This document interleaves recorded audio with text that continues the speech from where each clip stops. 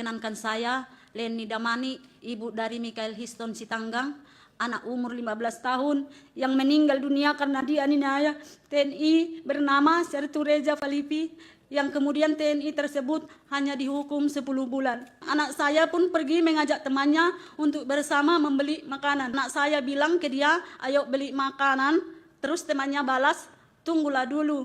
Disinilah dulu kita nonton ada tawuran ini. Anak saya pun kemudian ikut duduk menonton. Yang kemudian ternyata masa tawuran itu ditertibkan oleh keamanan dan lari ke arah anak saya dan teman yang sedang duduk.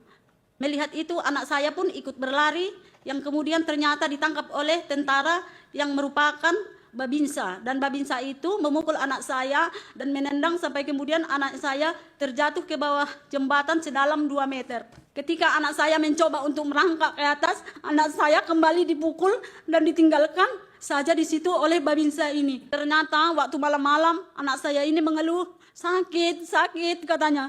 Kemudian dibawalah dia ke rumah sakit Muhammadiyah. Saya pun akhirnya melihat anak saya itu sudah dipompa jantungnya sama dokter. Saya dan keluarga saya langsung pergi ke kantor polisi. Terus polisinya bilang, Bu, ini pelakunya mungkin adalah tentara, jadi nggak bisa buat laporan di sini. Ibu buat laporan di Denpom saja. Waktu saya dipanggil pun untuk diperiksa sidang, saya merasa persidangan itu ketat sekali.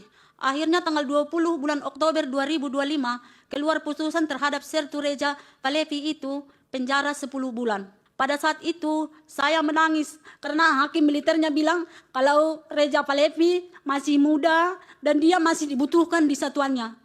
Kalau masih muda, anak saya lebih muda dan masih punya banyak masa depan. Saya merasa saya mati 2 kali. Kematian anak saya sudah sangat membunuh saya, tetapi datang lagi proses yang dilakukan serta putusan yang diberikan lebih tidak adil lagi. Kemana lagi saya harus mencari keadilan? Karena itulah saya memberanikan diri berdiri di sini untuk bertanya dengan hati yang hancur.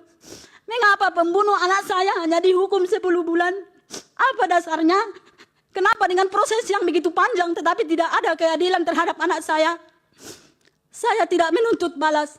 Saya hanya memohon agar hukum membedakan antara yang berseragam, antara yang berkuasa, dan rakyat biasa.